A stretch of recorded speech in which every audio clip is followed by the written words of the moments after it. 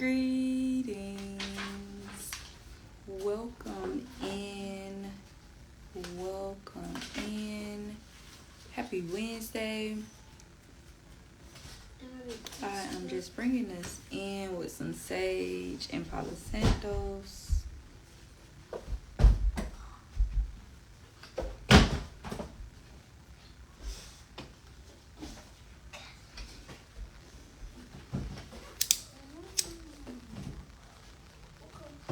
I am Simone, the Shepherdess, and I was taught that when you get, you give. When you learn, you teach. I'm here to preach, and y'all finna get this word. Today we are about to do some more some more breath work. We will be doing some box breathing. Box breaths are when you inhale, hold, exhale, and hold for the same amount of time. I didn't realize it was raining outside. The hold we will be doing is 4 counts, so 4, 4, 4. It has been one hell of a morning, y'all.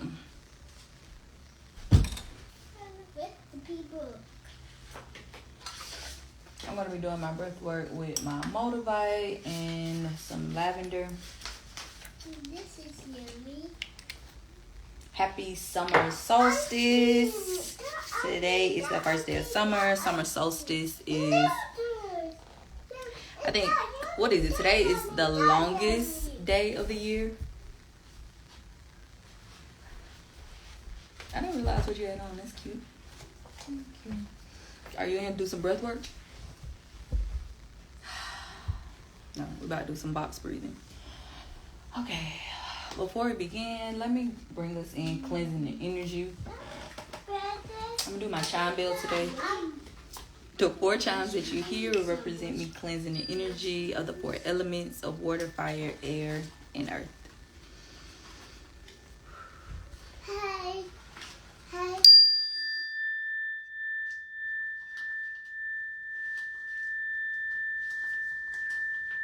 Why you gotta bend the pages like that?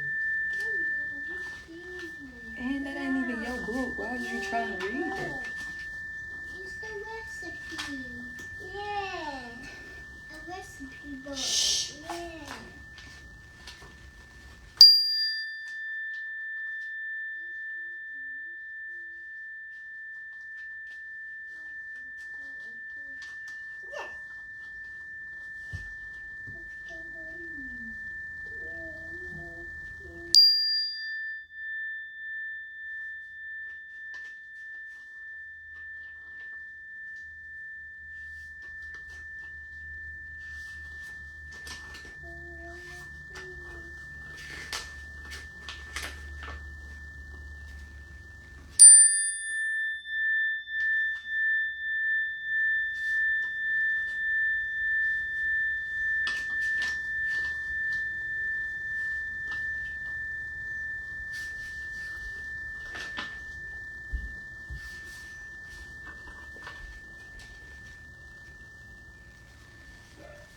Ashe.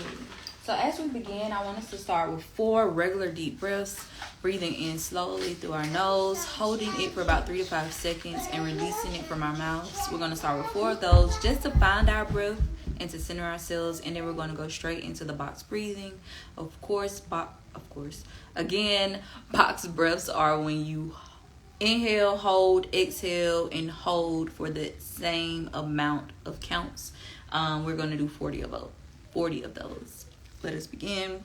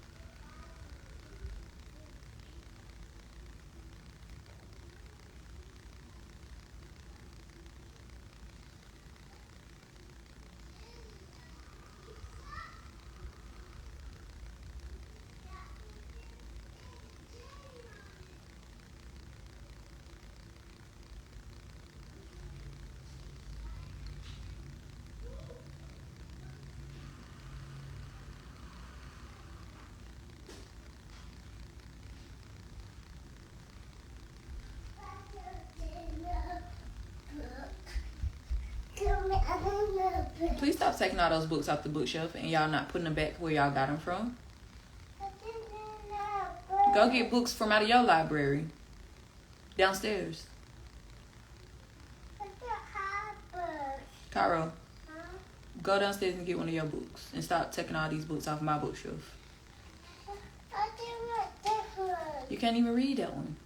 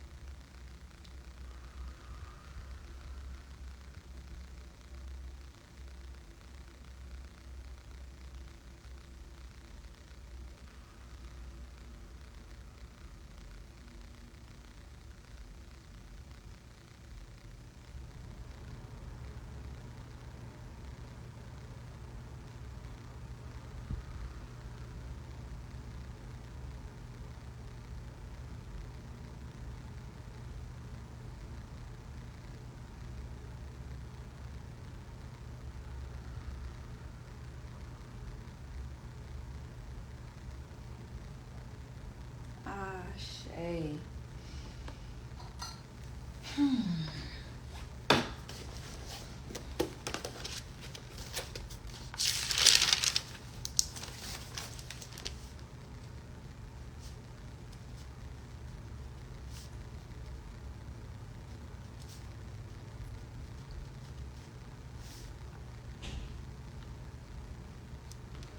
I forgot to write down journal prompt for today.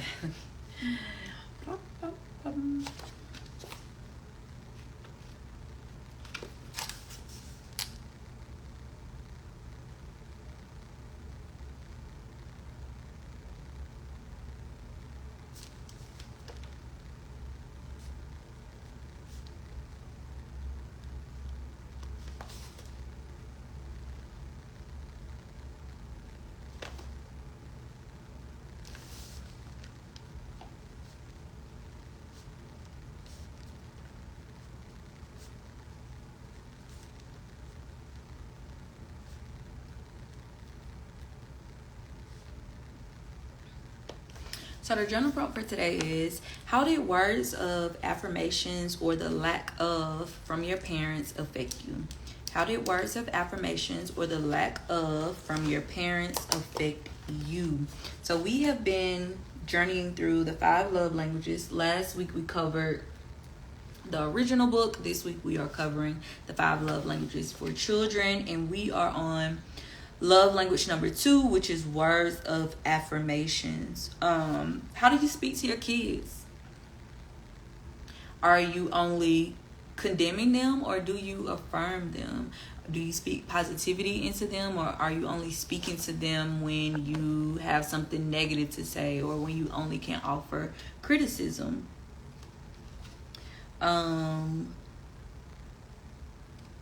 What spoke out to me, y'all? Oh, what spoke out to me is when people, what we shouldn't be doing is speaking words of affirmations to our children conditionally. So something like, I love you, but you getting on my nerves right now. I love you, but you really shouldn't be, like, you put a condition on it. We should be loving these kids unconditionally, no matter what they're doing, no matter if they're up, down, high vibrational, low vibrational, having a good day or a bad day. We should be showing them and speaking nothing but love over their lives. Yes, we are supposed to correct them, guide them, and lead them, but we shouldn't be putting conditions on the way that we love them. The other thing that got me was right message, wrong manner. So that is us offering that constructive criticism or offering those words of encouragement, but doing it in the wrong tone, at the wrong time, or around the wrong people. Or also not intentionally and effectively conveying the message. An example, and I was so blown away that they used this example in a book, because this was something that I have had to journey through myself.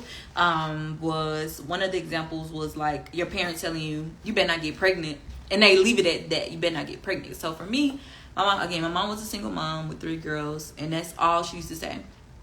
You better not get pregnant, I'm gonna put you out my house. You better not get pregnant, or I'm gonna put you out my house. Like, that's it. We didn't sit down and talk about how sacred my womb was. We didn't sit down and talk about my cycle and what that meant and how it made me a woman and how I should carry myself. Like, that wasn't what was poured into me. It was, you better not get pregnant, or I'm gonna put you out my house. We didn't even sit down and have a sex conversation, a birds and a bees conversation, and this is what a penis looked like, and this is how you get pregnant. Like, we didn't have any conversation whatsoever. All I got was, you better not get pregnant, I'm gonna put you out. Guess what the fuck happened? I got pregnant in high school at the age of 17, my junior year in high school. And it was after I got pregnant and told my mom I was pregnant that I found out that my mom got pregnant in high school, and her mom made her have an abortion. And once I found that out, it all made sense as to why she was the way she was. And communicated the way she did due to fear, due to shame, due to resentment, all of the, of course, like me and her can't even sit down and have, in my opinion, a conversation about this because it still affects her. But what I deduced was that's why she was so adamant and about us not getting pregnant, and she was gonna put us out. But I'm like, imagine if you were transparent with me versus saying, you better not get pregnant, I'm gonna put you out, and sitting me down and saying, hey, when I was in high school, this is what I experienced, this is the way my mom handled it, this is how it affected me, and I just don't want that for my girls. But that wasn't it. And I don't resent her because it happened the way it happened, the way, like, I had my son, shout out to Kaden, I love him to death. But I said I'm gonna stop saying I love people to death. I love him to life.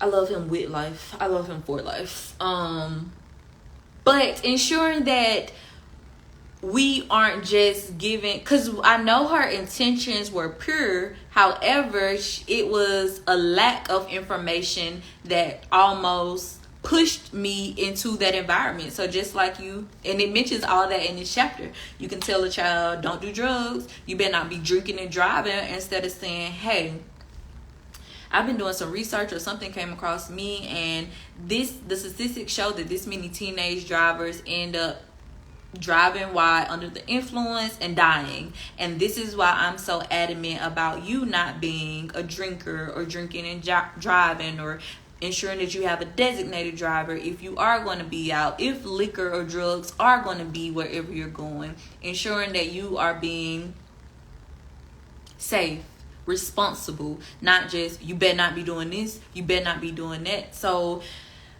us not projecting our own fears on our children, but communicating with them and genuinely explaining why we feel the way we feel, or why we are saying what we are saying, or why we don't want them to do certain things. Y'all, that just blew my mind that they ended up mentioning about the pregnant one, because I was like, wow, like that was something I had to sit with. Like, just, and I hate the what if, should ifs, or the imagines, but it's like, just imagine if that was the approach my mom had versus you better not get pregnant. Like, even when my mom found out I was having sex, I told y'all, very young, she put me on birth control versus sitting down talking to me and being transparent with me. So if you are a parent and you feel like your child is going down the wrong road or doing something you don't want them to do, why are you fearful of the outcome? And explain that to them wholeheartedly, genuinely, and then listen to how they are feeling and the way they are taking what you are expressing. What was the other thing?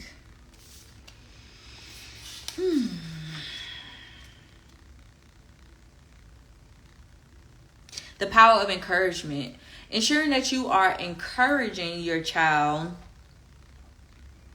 when they need it. And then also not over encouraging them. Or, so for instance, don't tell your child they did a good job and they messed up the playroom. Like, you give them those words of encouragement when they are needed. And the reasoning behind that is because when we over encourage to an extent, when a child grows up or when a child does something, they are seeking or expecting those words of encouragement from everybody. And when they don't get it, they get anxiety or they feel like they're less than. And that's not the case. It's just that you aren't going to be encouraged by everybody in every scenario when you aren't doing encouraging things. So being mindful of when we are offering those words of encouragement, that they are deserved for the most part. Ooh, I also it says the greatest enemy of encouraging our children is anger. So just like I can offer words of affirmation or words of encouragement when I am being critical or when I am being judgmental, they will affect my child the exact same way. So if I am not emotionally stable or emotionally intelligent, I will speak to my child any kind of way, in any place, in front of anybody. So imagine how that is detrimental to their spirit, to their soul. Like, the same way you can build a child up with words, you can break them down with words, with your tone, with your demeanor, and what you're saying. You can definitely look at an adult and tell they weren't affirmed or spoken positively to when they were a child, based off how they carry themselves and based off how they speak to themselves and speak to others. It says when we feel encouraged, we are better able to encourage our children. The greatest enemy of encouraging our children is anger. The more anger the parent harbors, the more anger the parent will dump on the children. The result will be children who are both anti-authority and anti-parent. This naturally means that a thoughtful parent will do all in his or her power to assuage anger, to keep it to a minimum, and to handle it maturely. It is very easy for us, especially parents who live in poverty or single parent households, to be outside of the house, or whether you're at work or whether you are at school or with friends or coworkers, and have all of these experiences outside of the home, and you really don't speak up for yourself in those experiences, and you bring all that anger back home and you take it out on that child because you feel like that child doesn't have a voice, that child isn't an adult, that child shouldn't have an opinion, and that isn't the case. You should not release all of your anger, all of your frustrations out on your child. Just like you can go to work or go to school and have experiences that affect you, the child can do the same thing outside of the house. So when y'all come back home, this should be a safe haven.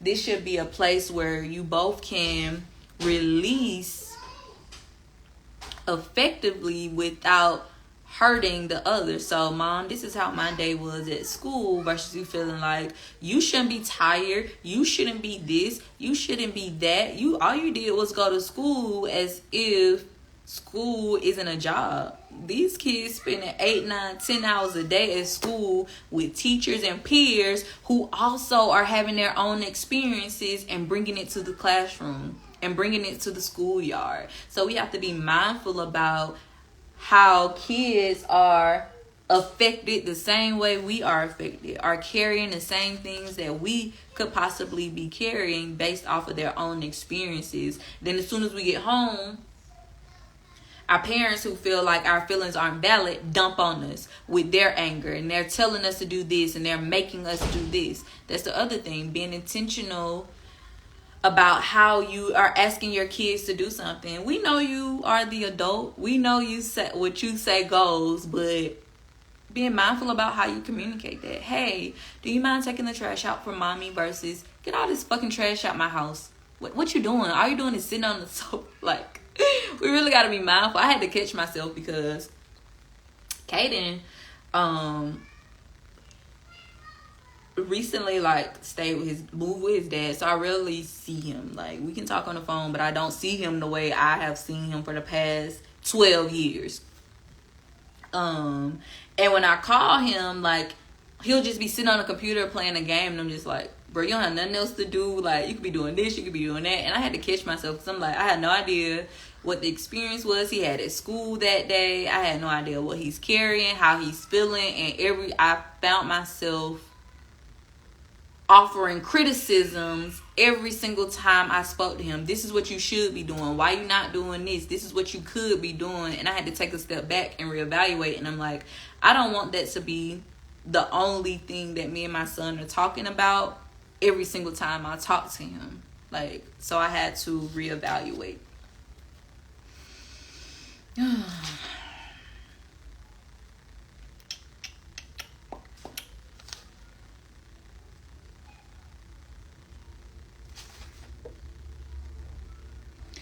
Yeah, so I just want us to be mindful of pouring into our kids more than we take from our kids. Always find something to fill your children up with. If you have to start with appearances, I love your little cute. That's one thing my mama did. I told y'all my mom wasn't the one to say I love you, but all I remember my mom saying is I love your cute little button nose. And I feel like that had something more to it too for her to be so fucking obsessed with my nose. But I'm appreciative of I was never in a household where my mom called me ugly. However, my mom was the one who called me a bitch first. My mom was the one who, when I was overweight as a child, would call me a fat ass. Like, for real. Like, and I'm so glad that I was able to overcome those things. Of course, I feel like my upbringing did affect me, but it wasn't my detriment. If anything, it did nothing but make me stronger. But a bitch on the street can't affect me calling me a bitch, because my mom was the first person calling me a bitch. And it wasn't that I took it as her degrading me, even though it was degrading. But my mama was the first one to call me a bitch. My mama was the first one to be like, oh, you're a fat ass. You need to lose weight. However, my mama was the one who was providing the food. You see how that doesn't make sense? And I'm just so glad that I was able to... It was basically bullying. Like, overcome the bullying. Like, dead ass. So, being mindful that when you are speaking to your kids, speaking life into them, even if you feel like something not right, instead of my mom saying, come on, Simone, let's start working out, let's walk around the track every day after school, she would tell me about my weight as if I'm in fucking elementary school and middle school, as if I was in control of the way that my weight was gaining, or the weight that I had on me. And I was not the one that was buying the food, cooking the food, providing the food. I wasn't the one that had a way to the track or to the gym. So being mindful of how we are speaking to these kids. Don't project your own insecurities on that child, your own fears on that child, your own shortcomings on that child. It has nothing to do with them.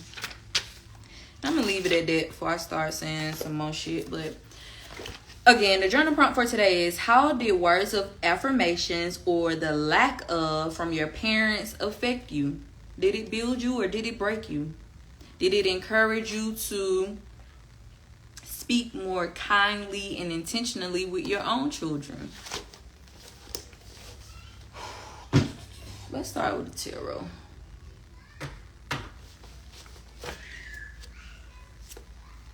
Spirits. Down here. Unclear. It's ready to hear. What's the message? God needs to know. She didn't tell me. Let's go. We got 2 cards that came out. And it is the Fool. Oh, no, we had 3 cards. The Fool, the 4 of Wands, and the Page of Cups. We know the Fool is the energy of being a risk taker, going on a new beginning. You have no idea where you're going or how you're going to get there, but you are ready to embark on the journey. The 4 of Wands, no, the 4 of Wands came out, and this is celebration. This is victory. This is you overcoming an achievement. You manifesting a goal. The Page of Cups comes in, I think the page is, what is the page? Some type of offering, a new beginning, an opportunity coming in.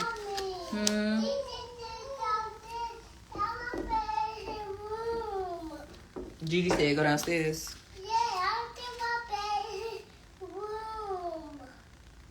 Mommy. Give me a second. I'm almost finished. How about the room? The Fool. The beginning of life's journey of self-discovery. The Fool sets out on this journey with high spirits and a curious mindset. He knows that anything is possible, and he's ready to take on whatever challenges come his way. He lets his heart and intuition guide him, and he trusts that they'll lead him wherever he needs to go. The Fool is open to new experiences and willing to take risks. He's on a journey of self-discovery, and he knows that anything is possible. Let your spirit soar. Go out there and seize every opportunity that comes your way, because you know deep down that now is the right time. Follow your heart and don't let fear hold you back. It's time to embrace your inner fool and take a leap of faith into the unknown. As we are changing the way we are parenting and pouring into our kids, you're going to have people in your family, people within your circle, friends that are going to judge you for changing up the way that you parent your kids. Oh, you shouldn't be doing that. Oh, your child act the way he act because you let him. Or your child doing this because of you. Like, don't let that affect you. And honestly, if you do have people approaching you like that on this journey of becoming a better parent, it's time for you to wean those people out of your life, because they are influencing you based off of their own upbringing. And in order for you to accomplish the task of being the best parent you can be, you're going to have to wean out the weak. The weak are the people that want to be in control. The weak are the people that project. The weak are the people that want you to feel like your feelings aren't valid. Then we have 4 of Wands. Things are going your way and it's time to celebrate your wins. Surround yourself with people who make you feel good and let go of anything that's dragging you down. Enjoy the moment because good things are happening for you. You're on a roll. Keep up the good work. Then Page of Cups. Love sends a messenger with good news, so don't be afraid to take chances and explore your emotions with curiosity and playfulness. By following your heart's promptings, you'll be led to happiness. If you feel a sudden surge of inspiration or emotion, go with it. You never know where it might take you. That's you being a fool. You following your intuition, your guiding instincts to align you with a higher version of yourself. Let's do a love oracle.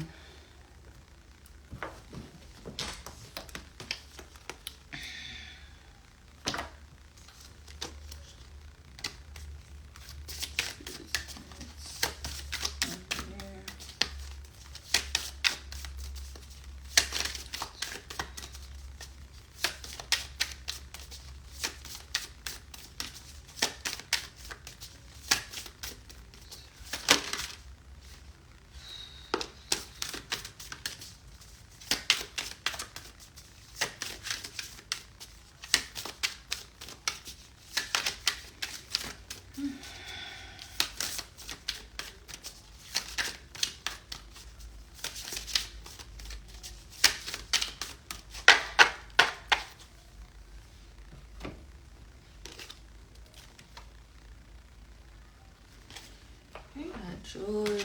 I don't know if this was the card that needed to come out. Let me try again.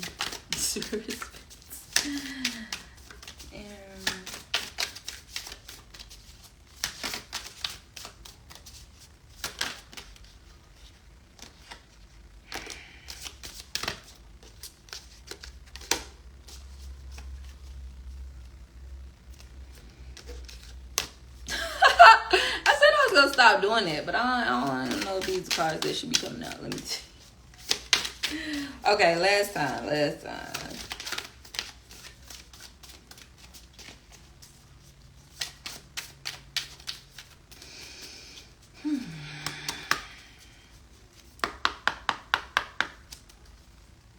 Spirits out in there.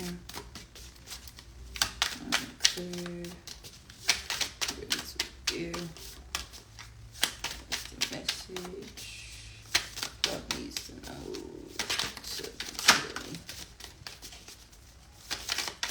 So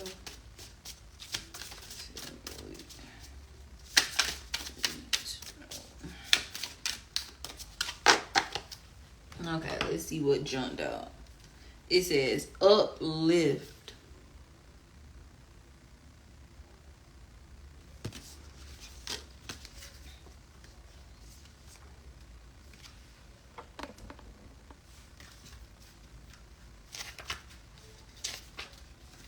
Uplift, to encourage the elevation of each other, to support and motivate others. 3 beings are united in a circle participating in a crowning ceremony, with each being given a crown while receiving one. Heavy is the head that wears the crown, but lighter is the load when carried by a community. You weren't designed to take it all on alone. Humans are tribal beings. Elevate the divinity you see in those around you, and you'll begin to experience the benefits of communal reign. Affirm. We rise by lifting each other. And that's so beautiful, because before I go back into this card, I wanted to say this about the book. Or this love language of affirming one another. When you are speaking to your child, I want you to have a mindset of somebody's watching you. I'm being recorded. I'm on a TV show. Or because we tend to be a little bit sweeter when we feel like we're being watched. When we feel like we are on stage. When we feel like we are being recorded. So if you always had a mindset of somebody's watching me, even if you in your own household, you will be a little more gentler with those kids. You will be a little more encouraging, a little more inspirational. So be mindful of that every time you speak to them, every time you get ready to do something to them. Imagine somebody watching you. But this is so befitting that uplift came out, because we should be uplifting one another, speaking life into our kids. When you speaking life into our community, we can go outside and are encouraging others, are inspiring others, speaking life into them and affirming them. You are going to reap what you sow. You are going to attract the same thing. I put your crown on in hopes that you'll be willing to fix my crown or put my crown on. I speak life into you in hopes that you will reciprocate it. Uplift one another, y'all. Let's do a cannabis oracle. Or do I want to do gotta make a mess.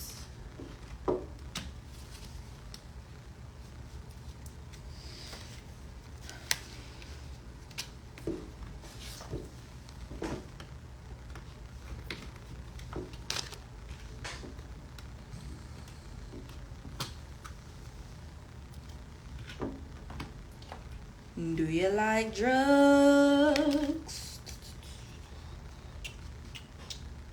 Me too.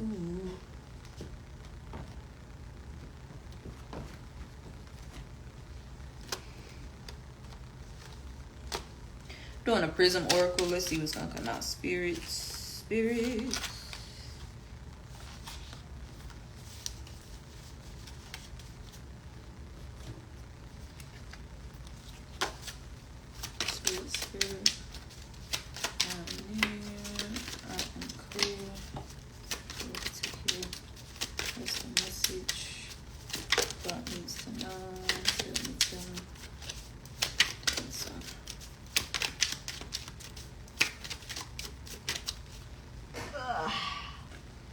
Got 2 cards.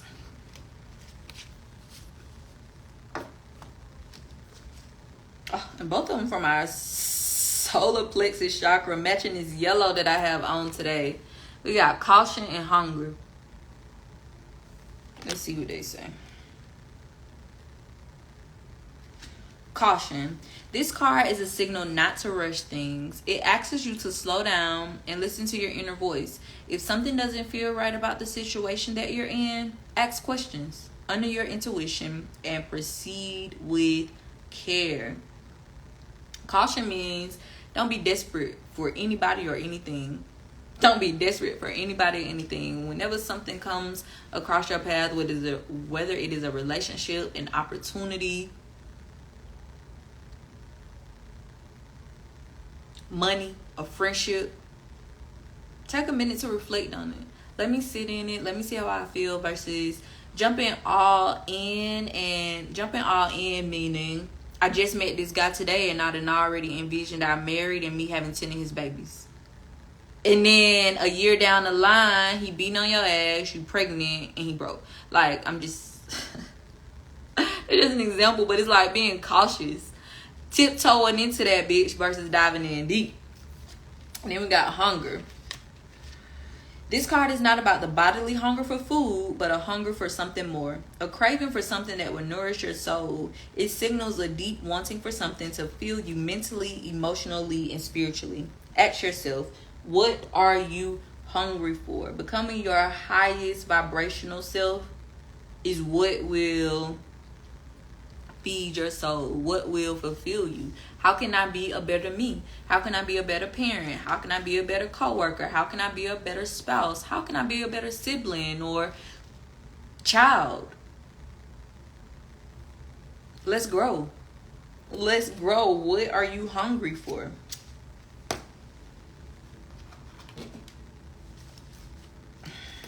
Spirits. Yeah.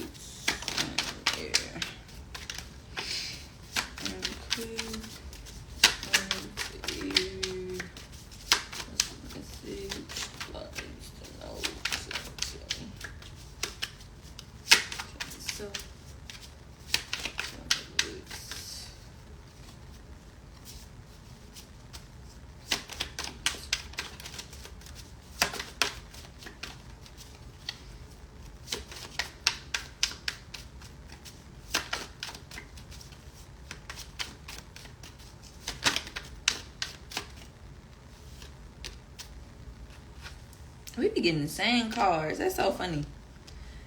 It's not a coincidence. Because I think this is like a deck of 70-something cards. And we literally be getting the same shit. So that, in my opinion, is Spirit saying whoever finna tap in and watch this need this. And so today we got Arun, Joy and Light, and Aku, Transformation. We've had both of these recently within readings, but what is so not coincidental is both of these cards are on horses holding flags. Look at it. Let's dive deep. I'll do Joy and Light first.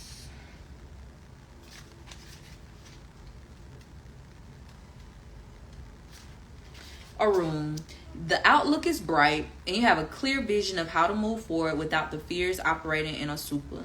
Anything the light touches will be an opportunity for creation and action. Arun signifies the confidence to gallop with the sun at your back, your highest self enthusiastically pushing you onward. The cannabis flowers show the need to express yourself, as in all cards that represent the sign of Leo. I didn't even see that lion in the sun. Look at it. Y'all see it. Arun appears when there is a tremendous success in your vortex because he signifies the inner child's innocence and power that create unlimited flow and joy. Arun embodies the carefree spirit of Ra, the intention of the manifestier, the wisdom of the witch doctor, and the fire of Sarah Anaya. Uwa. He also includes the gumption of Sarki, the perception of Aurora Sensen, and the understanding of the role other souls play in your life, as in Alabasesapo, and the self-control of your emotions, as in Kurusar. Arun is a card for being happy with yourself and with your life. It represents the inner knowledge that there are lessons and blessings, that you need to fully appreciate the gifts life is giving you, that you should be aware that happiness is a choice. If Arun has appeared in your cards today, it is time to ask, am I surrounded by people who raise my spirit to its highest potential? Am I surrounded by people who uplift me? Do I uplift those that I allow around me?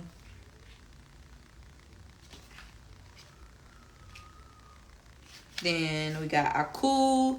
Aku rides in and clears away the old to make space for a new vibration to come in. Without Aku, the cycle would never be complete. Aku is death in Yoruba tradition, but death is not the end. The flag symbolizes creation and the light spirit body which continues endlessly as Aku rides through the veils of time space. The Pegasus symbolizes the ability to fly to the ends of time and space, resulting in true freedom. It has mastered getting beyond the self and carries Aku at the time of humanity's greatest need, rebirth. Cannabis flowers and leaves sprinkle the ground as offerings left by many spirits before who have accepted the change. If you accept Aku when she appears in a spread, you're fully free to release something and step into the new light. It is okay to mourn and grieve the things of the past, but you must create your future when Aku arrives and says it is time to move on. If a coup shows up for you, it is time to consider. Do I want programs of the past more than those of the future? Do I know how to embrace the unknown? This is definitely giving that fool energy from that fool card in tarot. But y'all know what else I'm getting from all these cards that's standing out to me is for it to be summer solstice. Look at, like, you get the yellow in the tarot. You got the sun in the fool card. Look at it's bright and sunny on the Four of Wands. Then we got the light in our cool, the light in our room, the sun shining. Look at the sun rays on both of them. And then in that Prism Oracle deck, we got the solar plexus chakra, yellow. Yellow. This is giving me summer. So in this new season, I feel like, hey, I'm almost finished. Please go put that back right now, Quentin. Give thanks. And put them books back on my bookshelf. As we are starting this new season, it's time to be the fool. And the only way you can being a fool isn't anything negative. It's being a risk taker. It's you doing what others aren't willing to do. It's you moving forward even though you don't have everything you assume you may need. It's you taking that first step and having faith that the next step will be revealed to you when it is time to be revealed. You being hungry enough to be a risk taker. I know it's something greater out here. I know I'm meant for more out here. So I'm going to take the risk until I align with what I think I should be aligning with. Then we got transformation, joy, and light in the Cannabis Oracle deck. What are you doing? What's that? Let me see. Give thanks. Give thanks. Go pick them books up. Are you open to embracing the unknown? Are you aligned with your soul tribe that will encourage you to embark on a better, not really better journey, but a high vibrational journey to help you make those decisions that will help guide you and lead you to your destiny? What you were meant to do, who you were meant to be.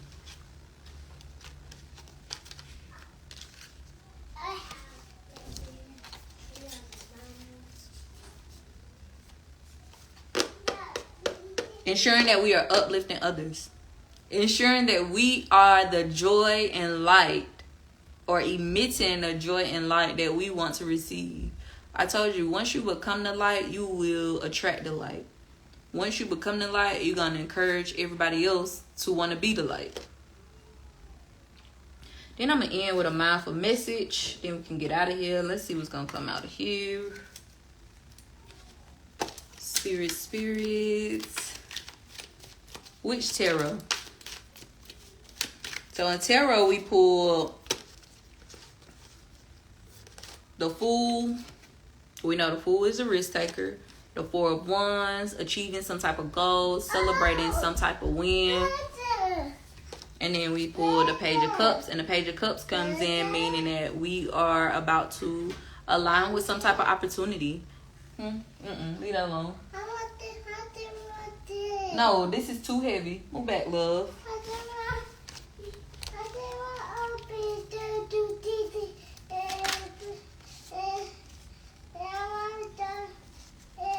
You do not need that money. What? I don't understand. Okay, so for mindful messages, we got all is okay.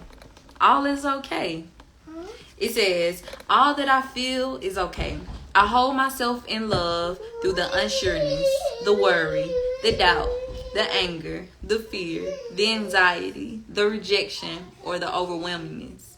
I'm thankful to feel the full range of emotions that I do. Please stop banging on that door, guys. These emotions are the very contrast that leads to my higher expansion. Ooh, so let me dive into that right quick before we get out of here. We've talked about this before. A lot of people feel like emotional intelligence is you being able to control your emotions at the right place or the right time. And that's not what emotional intelligence is. Emotional intelligence is you being able to be aware and accountable for the emotion that you are experiencing, addressing it how it needs to be addressed, and then moving forward accordingly. It doesn't mean that I am ignoring my emotions or not allowing my emotions to rise up, nor does it mean that I am projecting my emotions. When I'm angry, everyone should not feel my anger. When I'm angry, I sit with myself and figure out, why am I angry? Why did this trigger me? Why do I project when I am angry? Why do I feel like I'm angry, so now everyone else has to feel my wrath? Emotional intelligence is being aware, accountable, and acknowledging, and then moving forward accordingly. I hope this message added value. I am Simone, the Shepherdess, and I was taught that when you get, you give. When you learn, teach. I'm here to preach, and y'all finna get this word. Have a wonderful Wednesday, and remember, all is okay, and I'll see you tomorrow.